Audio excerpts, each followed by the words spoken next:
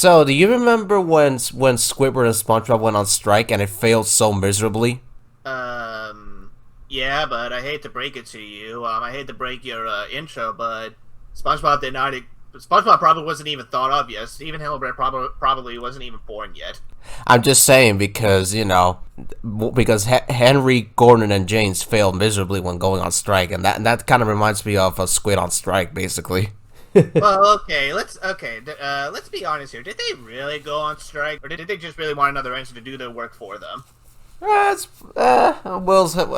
possible they just wanted they really. Because I mean, like at least SpongeBob and Squidward actually went on strike. Even though, yeah, they failed. They at least actually went on strike. Yeah. So anyway, hey everybody, this is old T-Bot 7 here with my co-host, Zecoa the Diesel. and welcome back to another episode of the Really Useful Podcast. And today we have one of my favorite Railway Series books, Troublesome Engines. Yep, it's a book about the troublesome trucks. The Troublesome Trucks are not even in this book. Well, actually, they are. They feature in the very last Oh, story yeah. when Edward and Percy kept harassing them. Yeah. You're right. You're right. So, Troublesome Engines. This book was one of my favorite Railway Series books when I was a kid, and before I read Branch Line Engines, this was my all-time favorite Railway Series book. Believe it or not. My recollection with the book, I remember liking it, just fine. Again, because this is, still coming from episodes that were based on that were already, adapted from the TV series. Although this book does have an interesting history with the TV series. I'm pretty sure everyone here already knows, but we'll save it when we get to at least one of the stories. Yeah, pretty much. Pretty much. So, Troublesome Engines, this book came out in 1950, and this was around the time, when British Railways was, a norm, basically, on Britain. And basically, there, according to the speculation, because I don't know if this is true or not, there were some employees that were going on strike around that time. Pretty much, and Wilbur Audrey took a look at that and was just like, you know what, that sounds like an interesting story. I wonder what would happen if my dumbass engines went on strike. Well... Well, and then Audrey wrote the story and it was just like, oh wait, yeah, this was about strike, wasn't it? Oh, fuck it, the book's gonna be published tomorrow anyway. I mean, the book is good, but I went away with nothing in the end, basically. What am I supposed to take away from this book, basically? Yeah. Let's just hope this book is not going to be James the Red Engine all over again. Oh no, I'm certain it's not going to be another James the Red Engine. That I am 100% certain it will not be. Yeah, actually, yeah, coming in, what I thought of, each story and everything, I don't think, the book's gonna get a very low grade, but I do have a feeling it's probably gonna get, an average grade, at least. I probably think the same, I think the same thing too, honestly. Because, yeah, I kind of thought of the same thing when, thinking on this book and, its themes more and more. It's another one where it's just, you hear Audrey having a theme with it, but then when you read the book itself, you don't even know where this theme is going, or where did he wanted this theme to go in, the first place. It's just like Bonnie said, after you get done reading the book, you're just kind of like, well, okay, it happened. I guess I could just move on to the next book then. I mean, this book is important because it does introduce a new character and such, but at the same time, it doesn't really. It also still doesn't really offer that much in the end, to where it's just you want to read it again, or you feel satisfied with the outcome and such. Yeah, pretty much, exactly. Because when I was a kid, I used to come back to this book solely for Henry and the Elephant, basically. So I don't have too much of the history portion today because I could only find a small snippets of it on the Thomas Tank Engine Man. Yeah, and like I said, apparently speculation about Audrey's basing this on British strikes. Apparently the information's not on his book and such. So if anyone can confirm in some way that yes, Audrey is basing this on labor strikes that were happening at the time, please let us know. At least down in the comments and everything, and also tell us where'd you found that information from. Yes, please. Like I said, anyone could just say hey, I found this information without actually backing it up and everything. So do back up your sources, please. Exactly.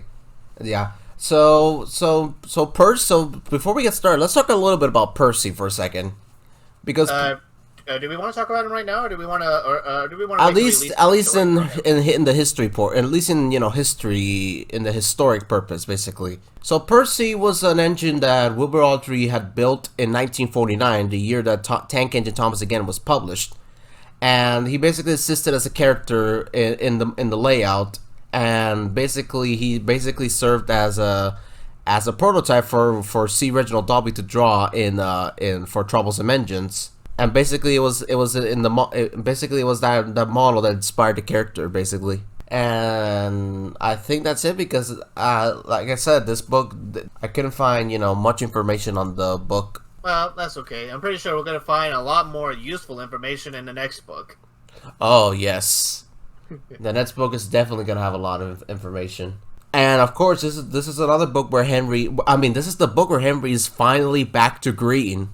Pretty much, because like I said, after all, the letters of Audrey Gain about Henry in the last book, he's just like, all right, fuck it, he's green again. And Dobby, if you fuck this up even again, you're fired.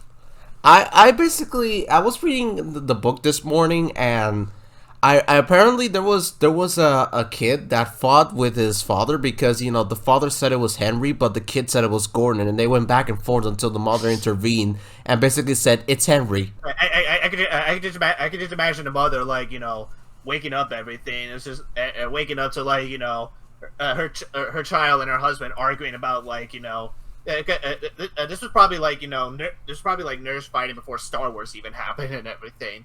And I can just imagine her being like, "Boys, it's 3 a.m. Let's just say it's Henry and go to bed." And so basically, it was basically basically the little kid that told the story that had that incident with his parents actually wrote to Wilbur, and Wilbur actually wrote the story of how Henry got the square buffers. And so basically he got so irritated by that problem that he decided to repaint Henry back to green, basically. And correct me if I'm wrong, but I think this was also we'll probably even expand about this more when we get to the next book. But I think it was during Troublesome Engines that Audrey was getting ready to write Henry out of the series completely, right? Yes. Before the next book, yeah, he was about to abolish Henry. In other words, he was basically thinking of an idea on how to actually send Henry away. But children kept writing him letters as to how Henry was doing, how's his health doing, and everything, and that basically kind of stopped him from what he was gonna do with Henry. And basically, it's like, you know what? Let's wait a little bit, and then I'll think about what. You know what, Henry? You literally been saved by the children. I was actually gonna drive you off a cliff and everything, and let you let you get sent to scrap. But you know what? You've been saved. He was basically thinking of a way to get rid of Henry, but after the letters started coming in, he basically stopped what he was doing, and he basically took a little bit of a break to think about what he could do with Henry. And we'll talk about that in the next book's history portion. But just know that it was the kids that saved Henry. Basically, if it weren't for them, Henry would have been a forgotten character pretty quickly.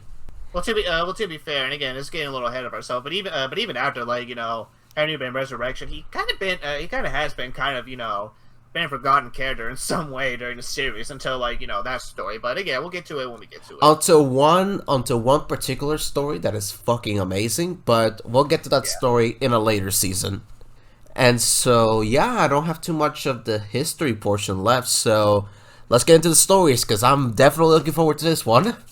All right, yeah, actually, yeah, I am definitely looking forward to getting the stories. So yeah, all right, we got 4 stories here for you. And like I said, the first one we're going to talk about is Henry and the Elephant.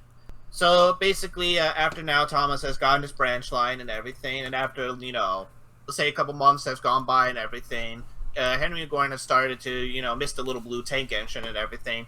They probably just miss him more because, he was, kind of they're slave to him, and he was able to, to push and shunt their trucks and everything. But at the same time, a more lighthearted version, they probably did miss him very much. And because Thomas is not here no more, the tender engines basically had to shunt their own coaches and everything in order to get ready. They didn't like the sound of that.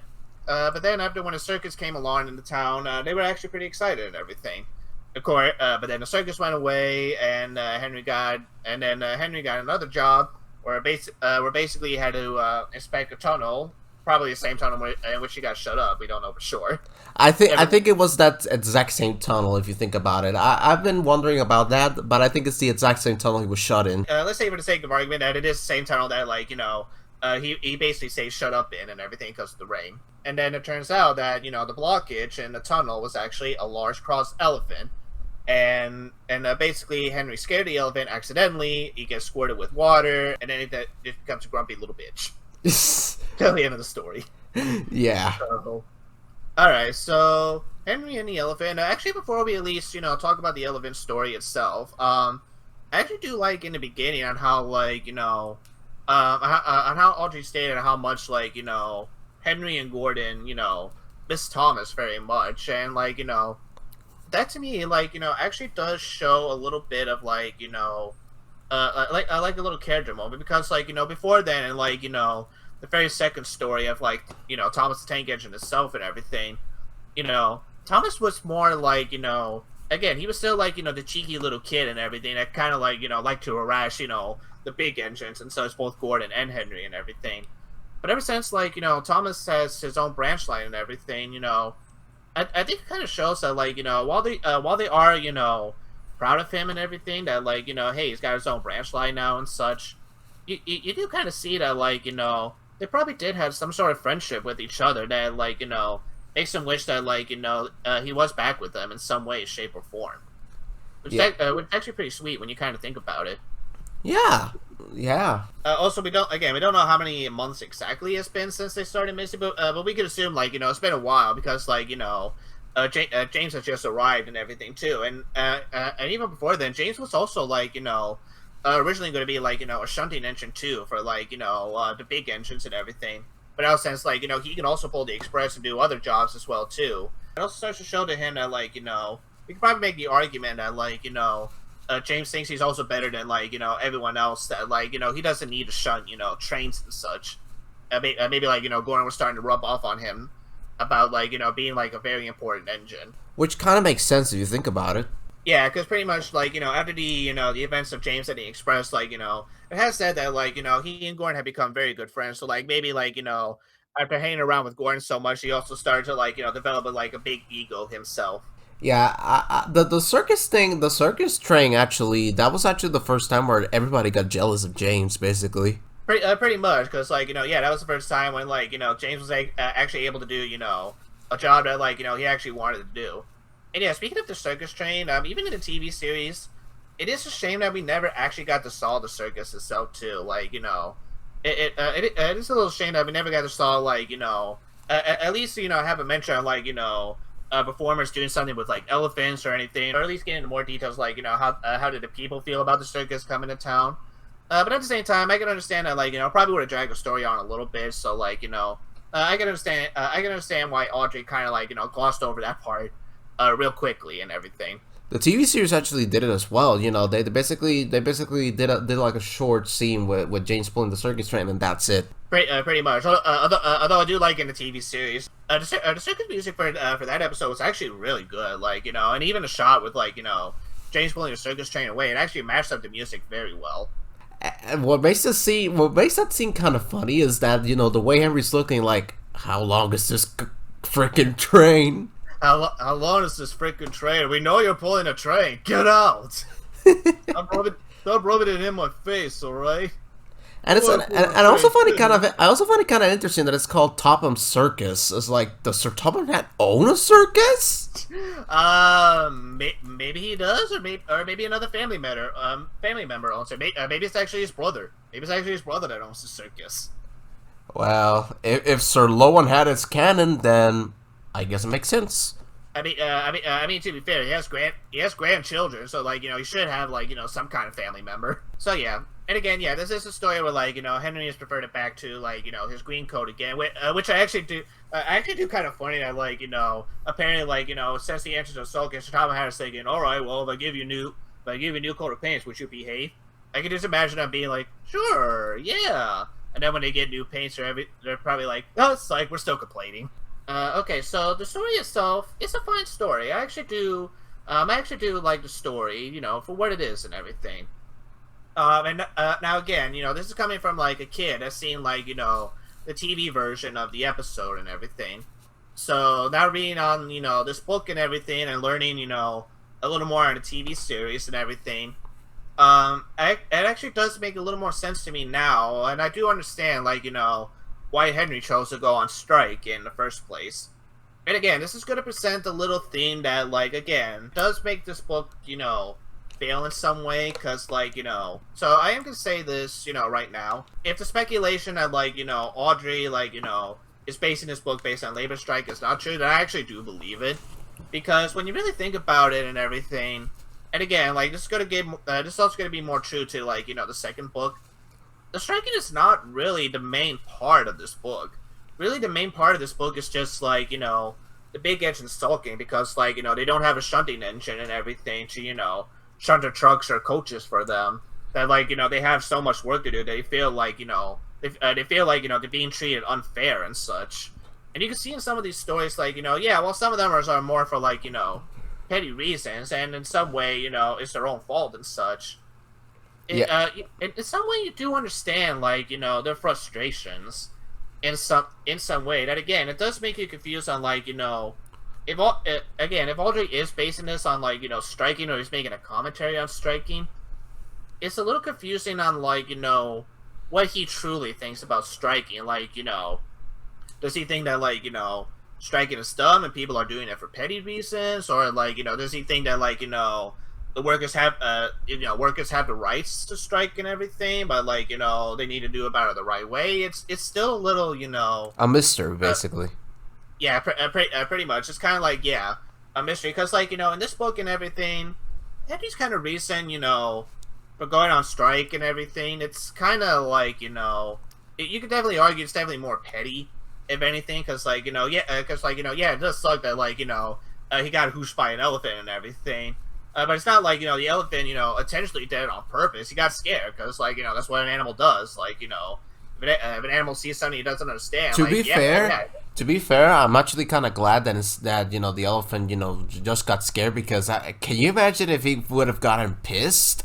I mean, if he would have gotten angry, I mean, like, elephants are no joke. Like, some elephants... They are not a joke. I am not even kidding. They are... dangerous. They are dangerous. I mean, some of them fought wars for reasons and everything too. Like, they're big, they're giant. Like, if you want to try fighting up against an elephant, well, I guess you like dying earlier then. It's more,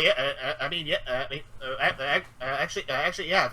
If Audrey wanted to kill off Henry earlier, then there's this chance have an elephant just stomp on him. Oh God, that's an instant death right there. Oh God, no. That's it. I think the story would have been, much worse if it was with a hippo, basically. And again, I do also understand, though, why Britt and David decided to, like, skip this story at first, because, like... think about it, the story can just be its own episode. Just do some simple changes, and yeah, it's its own episode, because basically, you don't need that story, basically, to, The story is somewhat needed, at least, for the strike, and this is also something I was also thought about, too. It's a little surprising that, like, Audrey didn't work in, like, Henry's sickness as one of the other reasons that Henry could have gone on strike. Like, it probably could have worked in a story where, like, either the Fat Controller made him pull, like, a goods train or a passenger train, knowing or unknowing that, like, Henry is not feeling well. Henry breaks down and thinks that, like, the Fat Controller did it on purpose and everything, and, like, that would have been a much more better reason for him to go on strike than just him getting, getting whooshed by an elephant. I mean, now that I think about it, yeah, why didn't he actually took the sickness as a reason? That could have made perfect sense. I think probably what it was, either like he wasn't thinking about it at the time, because it's like you said, like he was about ready to ride off Henry anyway, while making Troublesome Engines, and so probably his thought was probably like if he was going to ride off Henry, then like there was no reason for him to keep the sickness in, so maybe that's why. Or maybe, like, he couldn't think of a way to, like, write in Henry's sickness into the story. I don't know. But yeah, this is a little interesting thought. But yeah, I can see why, like, the TV series decided to wait for a little bit. Because, yeah, with the budget Season 1 had and everything, it's highly doubtful they probably would have made a working elephant model anyway to, like, squirt water on Henry and everything. So, So I can see why they wanted to skip it, but at the same time, I do agree that, like, they should have at least, explained some reason of why Henry is going on strike instead of just Henry, suddenly being on board with going on strike. Yeah. But anyway, as for me, like, Henry and the Elephant is a fine story. There are some funny moments and such. Again, the moments with the elephant and interacting with Henry and the Oh, was fun. can I say It something? was very funny and very cute. Can Go I say ahead. something? Oh, oh, Yeah. Yeah. Again, Johnny Morris actually does, do a great job with, like, narrating this book. Like, again, he actually does put a lot of energy and effort into, like, moments that weren't in the book, but he's going to add in anyway, just to make it more, like, entertaining to read. Man, that tunnel scene with the workman, that was fucking hilarious. That was very good. And with the elephant, woo! Especially with, like, how he narrated Henry in the tunnel too. I can't move it. He's moving me. Again, he actually does make it believable that, like, that Henry is actually, really scared and everything. Yeah. Because again, to an engine that probably never saw an elephant before, they're just probably like, what the fuck is that thing? It does make sense if you think about it, yeah. Because I think this is the first time Henry actually sees an elephant. Pretty much. Yeah, the story works in, like, both this book are, like, for a reason why Henry wanted to go on strike. But again, it also works as, like, as Barney said, it does work as a standalone episode too for the TV series. And the TV series did actually make some necessary changes to make it feel like the episode could work alone without a plot of Henry's reason of going on strike. So for me, thinking on it, I'm gonna be generous. I'm gonna give this episode a 7 out of 10. It was definitely an enjoyable read. I actually do like it for what it is. Okay, so Henry and the Elephant, I actually, before I get started, I need to talk about a little bit about my history with the TV series episode because I actually have an interesting story for you guys. So as a kid, Henry and the Elephant was the only Thomas episode that scared the crap out of me as a kid. And why would I be scared of that episode? Because of the elephant, basically. I think it was basically that the elephant model, looks so angry that, it kind of scared the crap out of me, and basically the whooshing that George Carlin did actually scared me to death. Cause when I was little, I grew up listening also to Michelangelo's narration, and Michelangelo's actually made it less scary and sometimes questionable, because what the hell does an elephant make a "oh" sound? But yeah, Henry and the Elephant was the only episode that scared the crap out of me as a kid, and reading the story, actually made me, beat my fear of the episode, basically. Basically, I read the story and, I liked it, so I basically went back and watched the TV episode, and you know what? This is actually a really good story. On its own, it works fine, and as a story for this book, it also works too, like you said. The illustrations are pretty good as well. I actually do like the illustration where the elephant is whooshing on Henry. The illustration is fine. I will admit though, like, at least in this book, like, the overall illustrations of this book were okay at best. Not as great or as colorful as, like, the last one, but, like, it's kind of passable in this book. Is it on James the Red Engine territory in terms of the illustrations? I would say pretty much, yeah.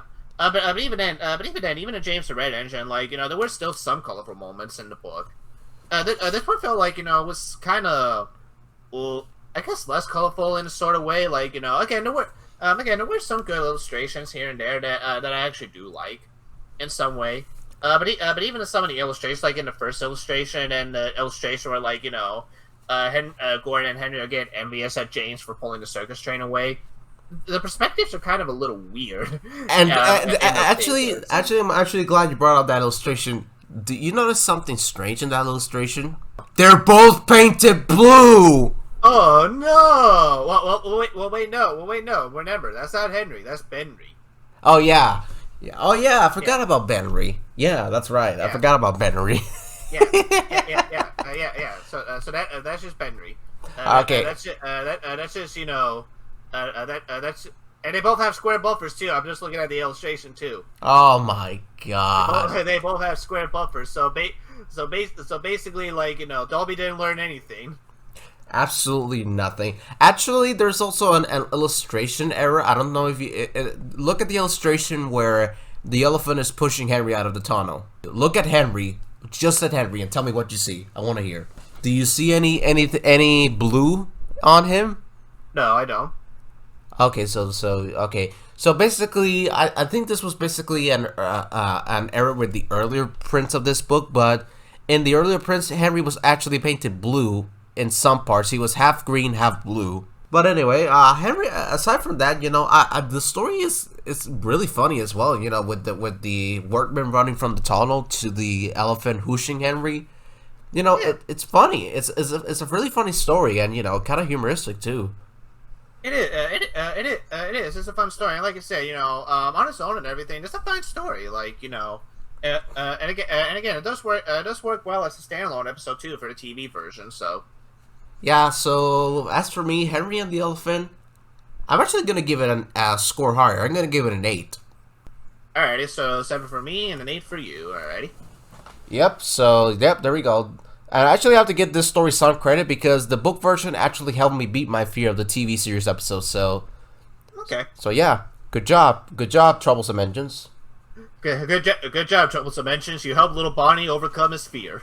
So up next, we got another one of my favorite stories, Tenders and Turntables. Alright, so Tenders and Turntables, we basically learn why the turntable is important for the tender engines. Because it's dangerous for them to go... That's backwards. Exactly. Tank engines like Thomas don't need turntables. They can go just as well backwards as forwards. That pretty much sums it up in a nutshell. Anyway, so basically, Gordon is still kind of grumpy that he still has to shun his own coaches. And then basically one day when they're gonna turn him around so he can pull the express, he basically fucks up the turntable and he refuses to try so he can He can basically get turned around and everything. So the driver and fireman are just like, all right, well, I hope you like pulling the express backwards. And then some boys tease him that he's a new tank engine, quote unquote tank engine. And basically, that makes Gordon kind of angry, and Thomas also teases him, saying like, "Hey, scrap your tender and have a nice bunker."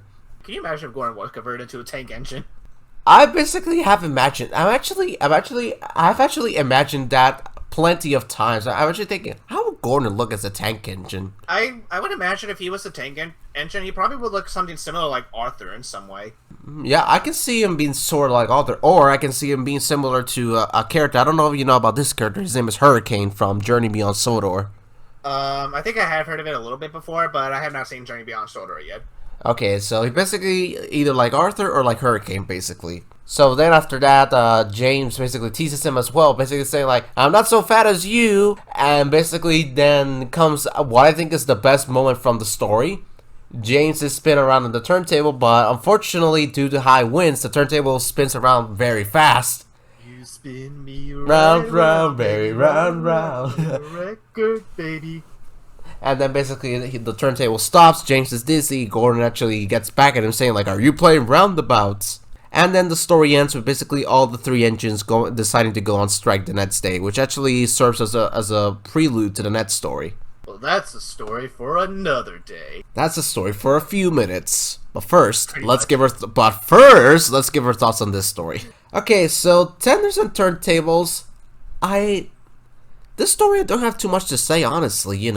It's not a bad story. Pretty much, it's kind of like it's kind of interesting. Like you would think like a story like this would probably be like serve as the first story of the book, because like it has more information, and like it has more information that you come to expect from like the first story of every book. It has information about like how turntables work and everything, and why like and why it's important to like have the right side of turntables for like certain engines and everything. It is a little surprising that like this isn't like part of the first story. Yeah, pretty much. And the story is fine. I think the TV series does a much better job, honestly, but there's when you get down to it, it's kind of like again, this is the same as like Edward's Day Out, Thomas and the Guard, or even like a few of the like I feel this story also falls into the category of Edward's Day Out and Thomas and the Guard, but unlike those stories where they were simple and kind of fun, this one kind of falls into the category. It has a good idea, but the good idea kind of wears itself out, and it starts to get pretty boring around the middle half of the story until we get to the part of James in the turntable, basically. pretty much. Because pretty much, like, yeah, the story is just basically the kids learning about, like, turntables and such, and engines having, like, a hard time with the turntable itself. Yeah, the TV series might do it a little bit more better, but that's just because, like, they're doing it more better because, like, they have more visuals, they have more to work on than, like, the illustration. But even then, like, the story is fine. There's nothing really wrong with it, per se, but, like, this is one of those stories where it's just, like, it just happens. I'm just like, okay, it happened. Next story. Yeah, pretty much. And But like I said, yeah, there are some funny moments. Yeah, like Bonnie said, like James' incident with the turntable, and even Gordon's interaction with like Thomas, both in the beginning and like in the next scene, both are actually pretty hilarious because like because like in the first scene, it is hilarious on like Gordon trying to make up an excuse on like why you shouldn't shunt coaches or why you shouldn't go on like dirty sightings and such. And something, Gordon on the turntable, he basically sabotages it himself, and it's his own fault, which kind of pretty much because like in the book, like he actually does more look like police and everything, and like and then like yeah, like what you gonna do about it now, huh? And then I could just imagine driving and fireman was just like, all right, well, have fun pulling the express backwards, bitch.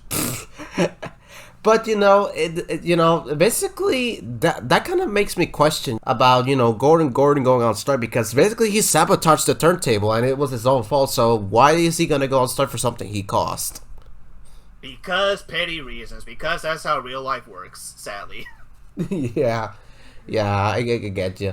But another thing that this is not something that irks me or anything. It's just that I feel like the reasons that Gordon and James went on strike, they're kind of stupid if you think about it. They're all, like I said, like they're all really for much more petty reasons. That's the reason why I feel like this book is less to do about striking. It's just more like the big engines being stupid and thinking like they're better than everyone else, and that they have a right to not do their work. Actually, something just came up on my mind right now, and I also think that this book is basically like Tom and Hat is the nanny, and Gordon, James, and Henry are like the little kids that are causing chaos. So basically, pretty much. It's either like he's either like the nanny, or it's probably like that, or probably like that one father and everything. That's just like okay, what your kids fuck up this time.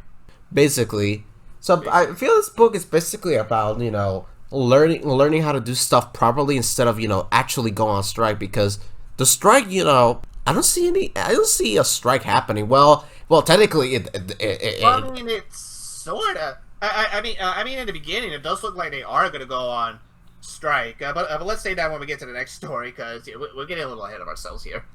Yeah, pretty much. So, Tenders and Turntables. Thinking of a rating for this story was really difficult. I'm gonna be honest. But, the more that I think about the story, the more that I kind of question it. So, I'm probably going to give it a 6. Yeah, honestly, yeah, now that I think about it, too, like I said, the only moments that do save this book are, again, like, the interactions between, Thomas and Gordon, and even, like, the interactions between Gordon and James are actually pretty hilarious as well, too. Yeah. But at its face value, the story is just okay at best. Like it's a story, again, it happens and you're just kind of like, okay, it happens, and then you move on. It's not really a story where it's just like, at least to me, it's not a story where it's just like I actually do want to go back and read it because like I actually enjoyed it. This is more like a story where it's just like I don't mind reading it because I know I have to, but I kind of wish I could just skip it in some way. I mean, you could skip it, but if you skip it, but then I'm gonna get confused. So damn you, continuity. Damn you, continuity. Anyway, for me, yeah, there's nothing really wrong with the story per se. I don't know if I want to be a little generous or if I want to be. Just be honest with yourself. Just be honest. Honestly. Yeah. Okay. Okay. You know what? I'm gonna give it a middle ground 5 and such. Again, it's not a bad story. There are some funny moments here and there, but again, it's just a story where it's just like there's some meat, but it's got meat, but there's no bones on said meat. Like there's nothing really keeping it together. Where it's just like it's like Bonnie said again. This is going to be the part where it's just like you feel like you're getting nothing so far with like this book, and this story kind of like shows it in some way. My six is a low six basically because while I do find the interactions with with Thomas and Gordon and Gordon and James kind of funny, Yeah. the thing that kind of sinks the story for me is the reasons they go on strike, which are kind of stupid if you think about it, and Yeah. Yeah. and let me see what else. It's just that the story kind of drags on a little bit, and It does. It does. It does drag on a little bit. I will agree. I will agree. Because yeah, like you said, like yeah, right in the middle and everything and such. Like again, there's lots of funny moments in there, but at least to us and at least to me, it's a story that's just okay. We don't mind reading it per se, but it's not a story where it's like we want to go back and read it again and again compared to other stories. Yeah, pretty much. So I gave it a 6. You gave it a 5, right? Yeah, so far your final score is a 14 out of 40. My final score is a 12 out of 40. Wow. That's so far we're off to a good start, but all right, let's continue. We have Trouble in the Shed. Actually, when you kind of think about it, Trouble in the Shed is more of a Sotop Hass story of anything. The first one ever for the Railway series, basically. Yeah, pretty much. So pretty much continuing where the last story left off. There's no engines like running the trains at the station to cause a panic and everything. So Topham Hatt then finds out that like the big engines are going on strike because they don't want to shunt coaches or trucks. So basically, in order for Topham Hatt to find a new engine, he decides to have Edward, come in and help out, with the yard and everything. Edward tries to help out, but the big engines are being huge dicks and such. So Topham Hatt's like, all right, here, I got you a tank engine named Percy. You're gonna behave now. Spoiler: they don't behave. So Topham Hatt's just like, you know what? Fuck you guys. All of you are staying in the shed then until you can behave. And they actually bring Thomas back, basically. Well, Thomas was already back, but yeah, Thomas, Thomas is brought back to the yard to help out. So before you get started on your thoughts on it, let's talk a little bit about Johnny Morris. The moment I'm specifically, for the ones that don't know, the moment we're specifically referring to is the woo! Apologies to headphone users out there. I don't know how I did it, but okay, that was awesome. You actually did a really good job. For a second there, I thought you were pulling it out from the audio, but no, you actually did a really good job. I just woke up like 2 hours ago, and I did it perfectly. Maybe that's the reason why you just woke up and your voice hasn't given out yet. Well, yeah. Fuck it anyway. You can see. I just courted him, Your Honor. He can't say anything. Therefore, he's the murderer. So Johnny Morris actually did a good job in this story. Out of the 4 he did for this book, I think this one is the highlight. If you think about it, in some ways it is. Yeah. I actually do like his voice for Percy and everything.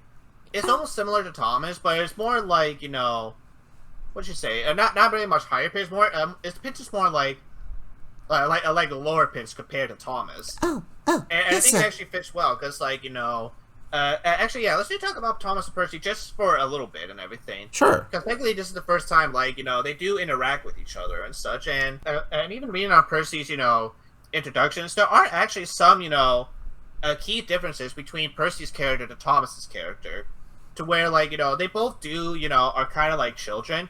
But Thomas is more Thomas's cheeky side comes more in the fact that, he's doing it on purpose because he likes it because it's fun for him.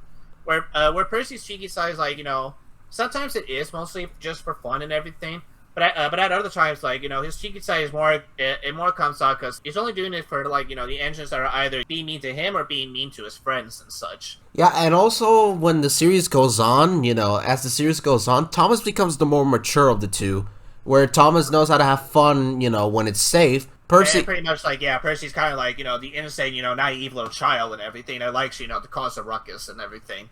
Yeah, Thomas matures pretty quickly, but Percy is still the cheeky one, where basically he doesn't care if he gets in trouble or not. Well, sometimes he does care. I mean, to be fair, even in the Railway series, especially when we get to his book in the next season, he does actually mature in his own sort of way. So, he's cheeky. I meant to say, prior to, his book, basically. Yeah.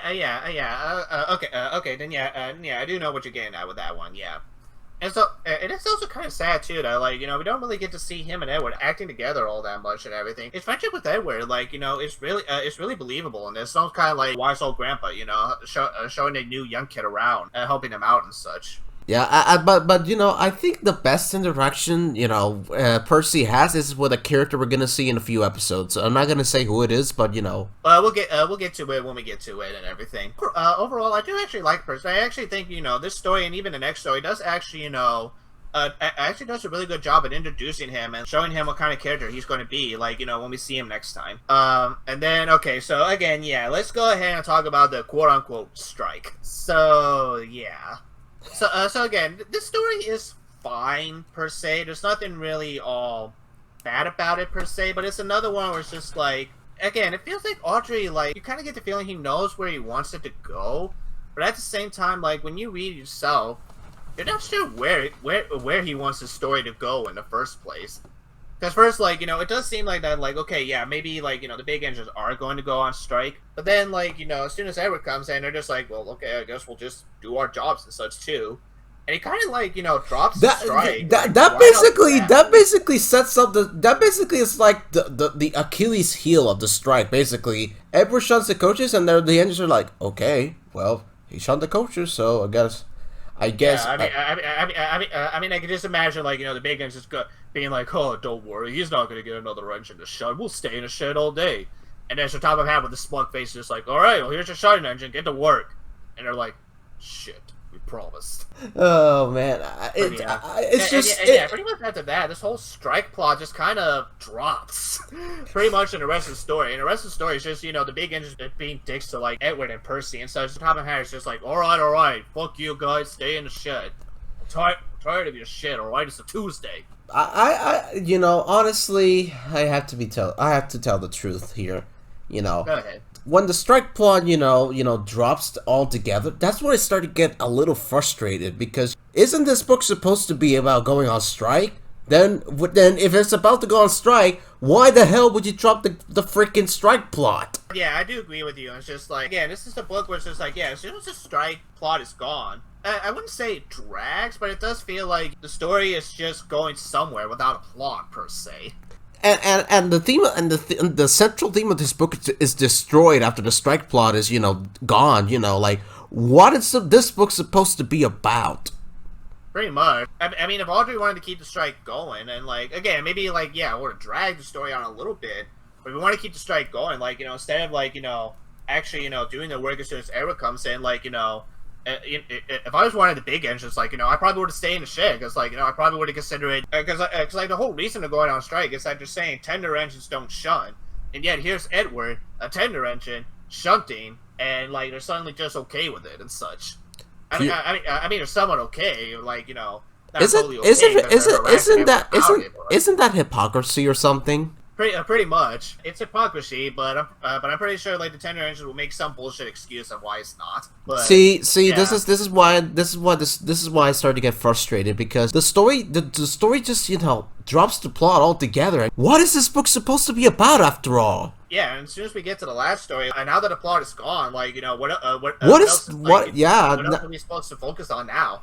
Just Percy?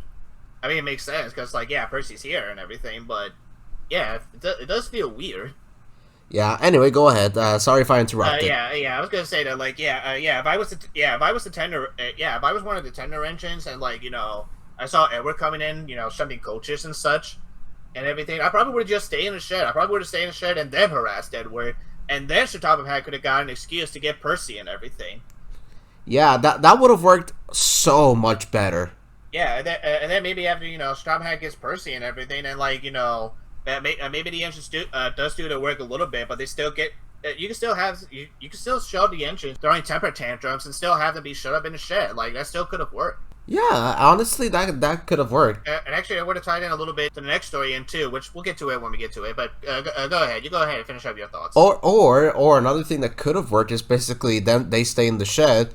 Edward comes in, he shuns, and they do nothing, and then the railway starts to, lose passengers and lose money, and... Oh, yeah, actually, yeah, like, they could have done that, like, they could have done, like, even before Percy came and everything, they could have, show the railway losing some money and everything, and maybe maybe the tender engines would have worked just a little bit more, but still complain. And that's when Shotapa Pack could have been like, all right, you know what, Thomas, come on over here. You 3 engines, stay in the shed then if you want to sulk. Yeah, that actually could have. I mean, there's many ways to fit this story properly. But anyway, you know what? I am kind of scared what my final rating is going to be. I'm scared too now, man. Because I have a feeling this is going to be James the Red Engine again. I don't think it's gonna get that bad of a Do you think I should give my rating first before you go? So you can... you know what? Go ahead. Yeah, you give your rating first. What are you gonna rate this story? All right. So before I give my rating, the only thing that doesn't make me frustrated is Percy. Percy saves this story. I will admit, Percy's introduction in this story was pretty funny and everything. It was actually very sweet. There was lots of sweet moments. There was lots of funny moments in there too, and everything. Percy actually does save the story, especially right in the end. Okay, so aside from Percy, the story makes me frustrated because, it drops the plot altogether and basically messes up the central theme of what this book is supposed to be about.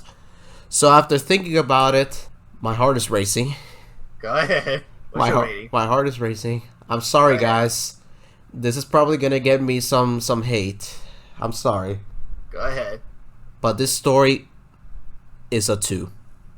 Wow.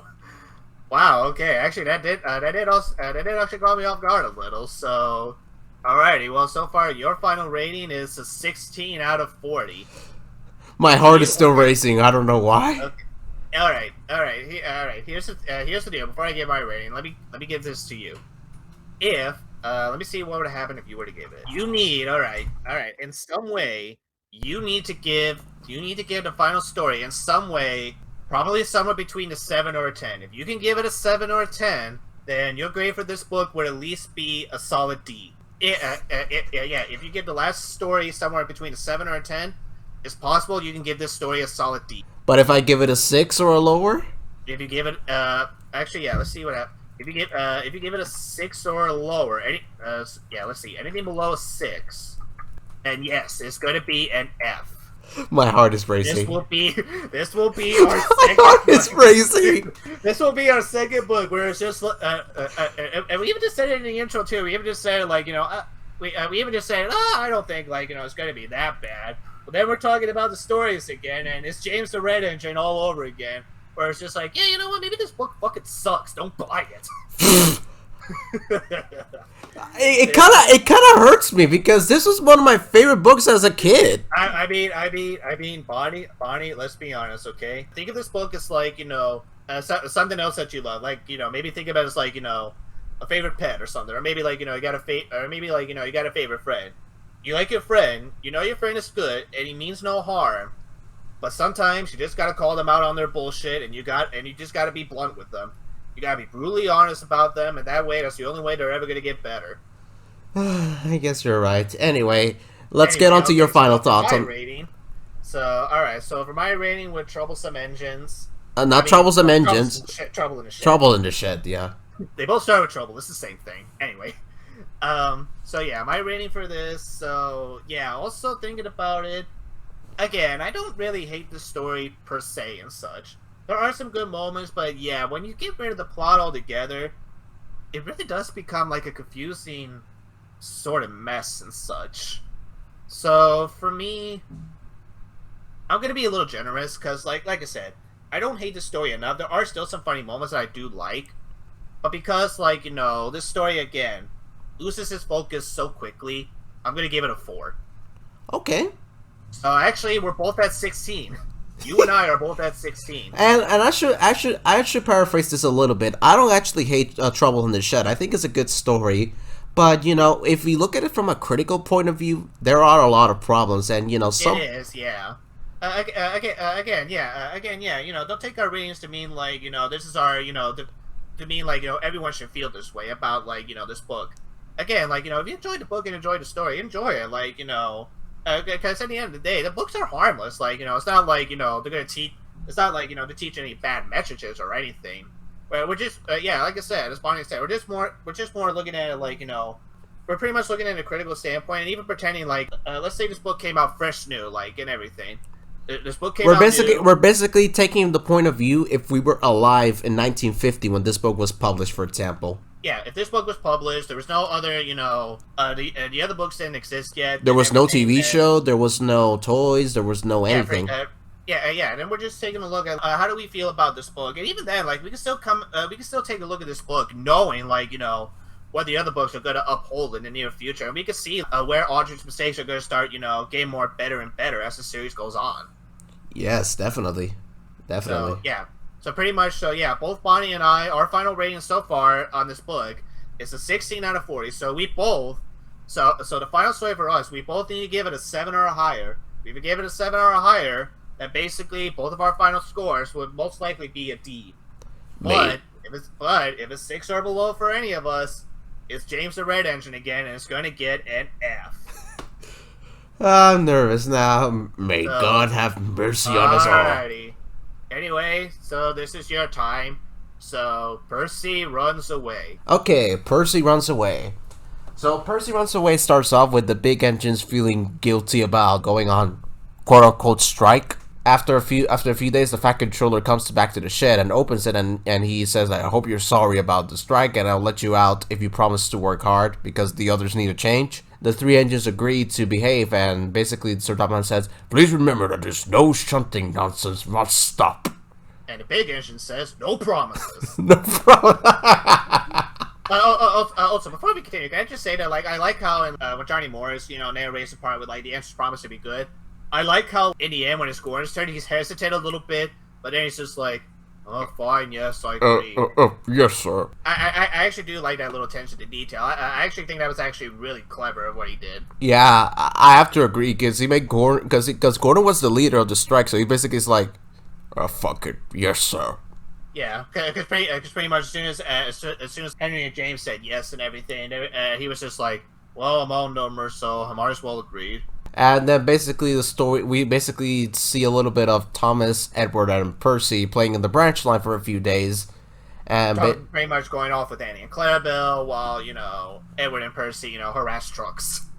Basically, it's basically, Edward and Gordon all over again, where they basically, shun some trucks, basically. Which I actually do like that moment. I actually think that moment between Edward and Percy is very cute. Yeah. Then after that, this is when the story starts to get a little bit interesting. It's when Percy forgets to whistle to the signalman, even after Edward told him, remember, if you're there, whistle to the signalman so he can change the points. Percy forgets... to be honest, even if Percy could whistle, he's already past the points, so... Yeah. So Percy waits and waits. The points are still, not changed, but the signalman doesn't see him because he's busy. He calls to say that the line is clear. And then this crazy moment happens where Gordon almost crashes into Percy because he was going so fast. And he manages to stop just inches from their buffers. Percy tries to back up before Gordon crashes, but for some reason it's not working. His wheels do not move. But for some reason... I mean, it starts to move a little bit, but because, friction and everything, and because steam engines are not known for starting very quickly...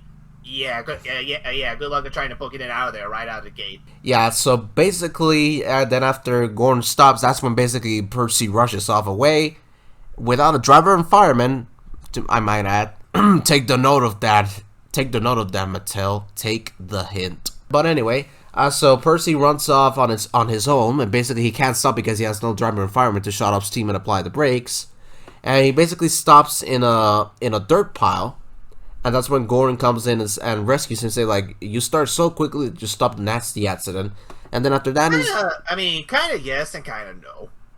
Yeah. So then after that, the two become friends, and then Percy's more careful when he goes on the main line. So, now before you give your thoughts, let me ask you a question real quick. Do you think this story... Now, me personally, I do like the story, actually. I actually think it's a good final story for the book and such. But do you think, the story would be better if let's say, the engines were still shut up in the shed for a little bit, or do you think it works just fine as on its own? Because to me personally, actually, now that I said that and now that I think about it, I think the story actually works just fine with the plot itself on its own. Yeah, it works fine. It works fine as it is, because if we go by the other one that you said, the engine's still being shut up, I think the story would have, it probably would have dragged, to be honest, because like yeah, by the time like yeah, Edward is at the quarry and everything. I think if you were to let's say if you were to place Thomas with Gordon with Thomas and everything, it probably definitely would have added too much. It probably would have dragged the story on a little bit more. So yeah, now that I think about it, yeah, I think the plot as it is good. Yeah, the story as it is fine. Yeah, basically. I do like what happens in the story, which actually happened in real life.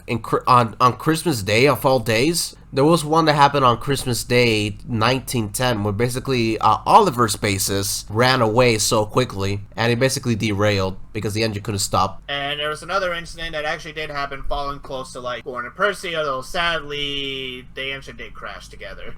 Anyway, anyway, I don't have too much to say on this story, honestly. The story is good, it's good. It's a fine story, and actually, compared to like the other stories, like especially in the beginning, this one actually has the most action packed, like out of the three stories, especially like before the runaway and even after the runaway too. Like the way Audrey like was able to write out that scene and everything, it actually did feel epic. Like even reading it out loud to yourself, it's actually a really fun segment. Yeah, pretty much. And I think Johnny Morris also did a pretty good job. He does. He actually does a pretty good job. And again, actually does the story actually does does a really great job of showing Percy as a character, because here we get to see his cheeky side with him telling the other big engines to hurry up. Yeah. So Percy, I think, is handled very well in this story. Yeah, he was cheeky to the other engines, but at least he was cheeky, but it wasn't like he was making fun of them, right? He was just doing something like little kids usually do, like just like I just like to have fun, not knowing sometimes like they might hurt other people's feelings, or that sometimes they just don't know any better for a while. Yeah, pretty much. And it's interesting to see Percy grow a little bit in this story. So it does, because after this story, like both he and Gordon do have some good respects with one another, and as Barney mentioned, they do become good friends at the end. Yeah. So as for my rating for Percy Runs Away, because I don't have anything else to say on the story, I think I ran out of things to say. So Percy Runs Away, I'm actually gonna give it a 6.5. Alright, so you're 6.5. That's actually 22.5. So that's actually the first time you have a 0.5, a point something in this. In this rating. Alrighty, so before I leave that up, what your final grade of this book is going to be. For me, the story is also a fine story and everything. It actually does wrap up the book up, quite nicely at the end. Even though, again, the whole striking thing again, this go on and such, and it's pretty much like, again, Audrey is like, oh wait, shit, I need 4 stories again. Well, I can just do another one with Percy. So, and actually, unlike James and the Express and everything, the story actually does do a good job on it actually does build up on Percy just a little bit more, enough to where to where it was actually needed, based on how much we've known about him from the last story. And again, the whole chase scene and everything was pretty fun and everything. It was written very well. The illustrations were actually pretty good as well too. So for me, you know what, I'm going to be generous with my rating, and I'm going to give it a 7 actually. Okay. So that means my final score for Troublesome Engines is 23 out of 40. So I think last time I did your grade first for Take Action Thomas again. So let's do my grade first. So 23 out of 40. That means this book is gonna well, okay. Good news. This book is gonna get a high F, but it's still going to be an F. Oh boy. It's an F. And your final score of it was a 22.5, because you gave it a 0.5. So 22.5 out of 40. Yours is a little bit more lower, but it's still at high F. So yeah, we both gave this book, Troublesome Engines, an F for failway. See what I did there? Yeah, I see what you did there. I see what you did. Yeah, so this was James the Red Engine 2.0, everybody. But again, this was a book where it's just like, I don't think we're gonna be that harsh with it. And then once we get to that book, we were just nuking it and everything. We were just like, yeah, this book sucks. Just burn it. To be fair, though, I don't think this book is as bad as James the Red Engine. It does have actually, yeah. To be fair, at least with this book, like, it at least has a theme.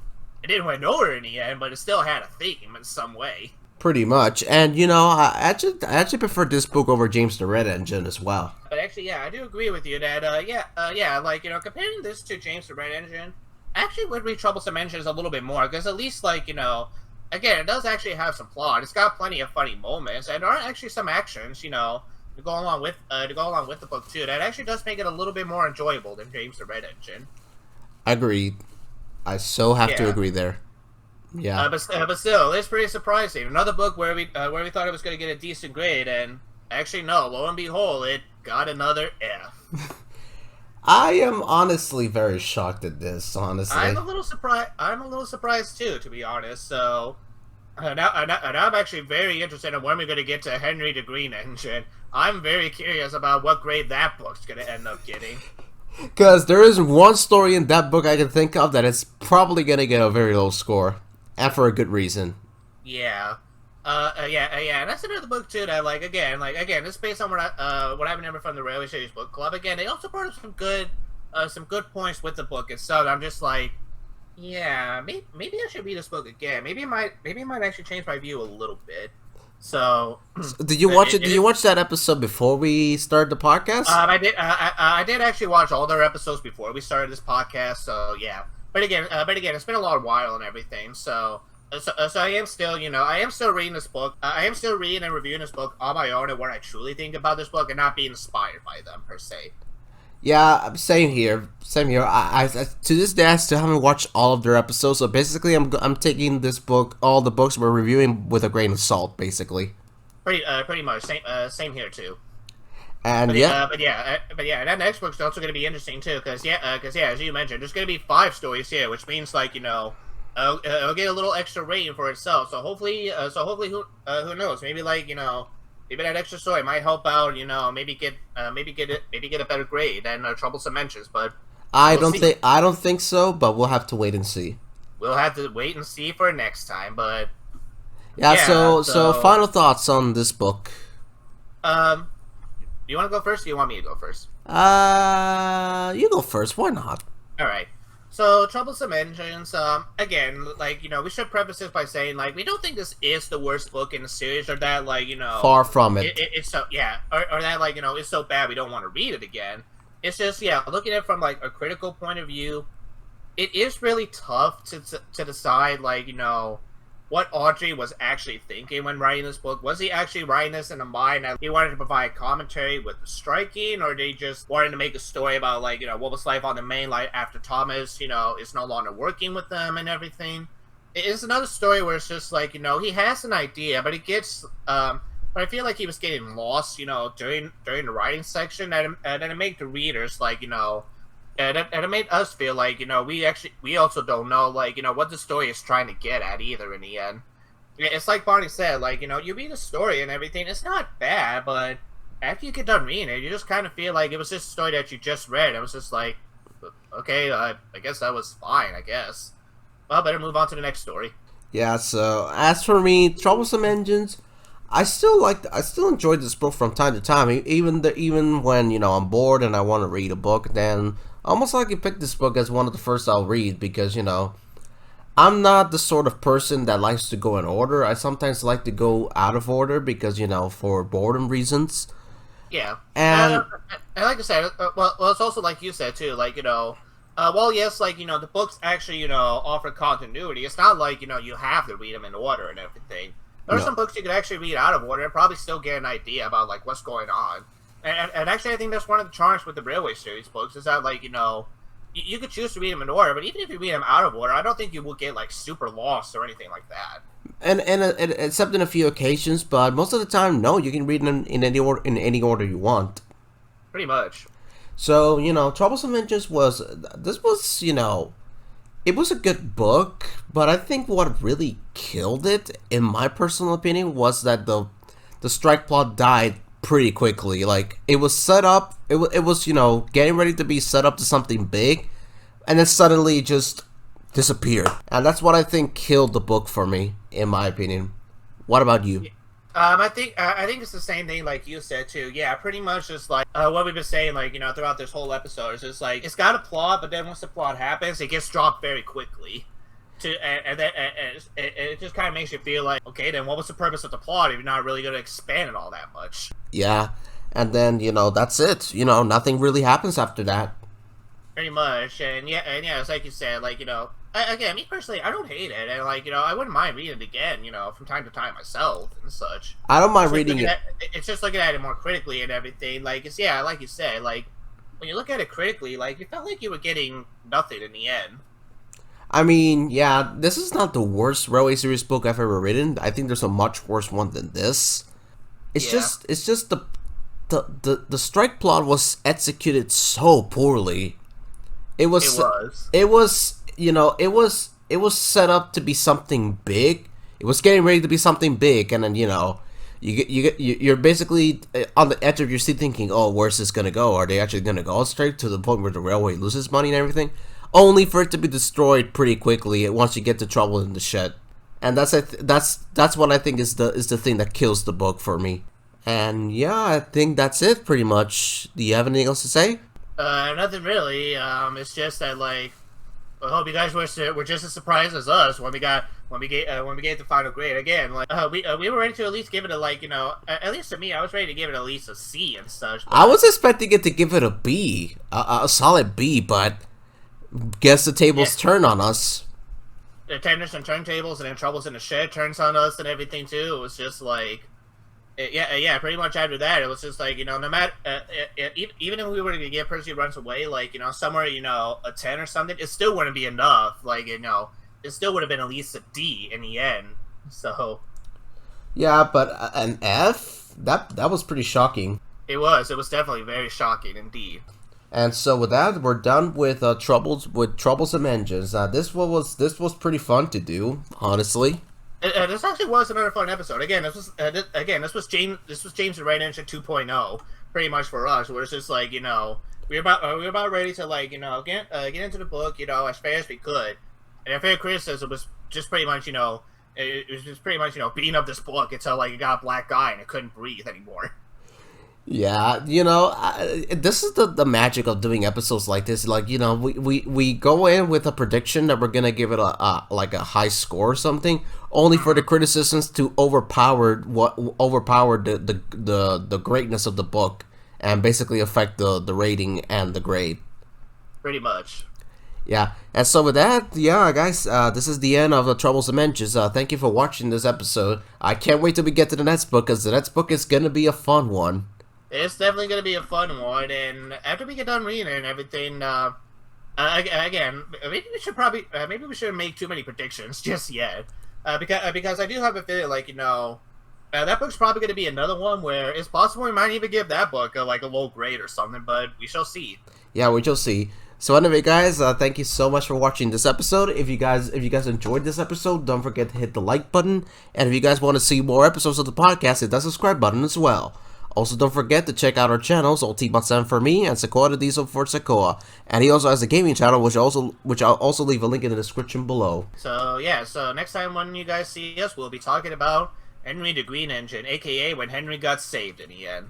Pretty much. So anyway, guys, this has been Ultimate7 here with my co-host, Zecoa the Diesel. Saying thank you for watching, and we'll be seeing you guys in the next episode for Henry the Green Engine. So stay in your shed sulking. Take care, everybody, and we'll see you guys in the next episode. Bye-bye.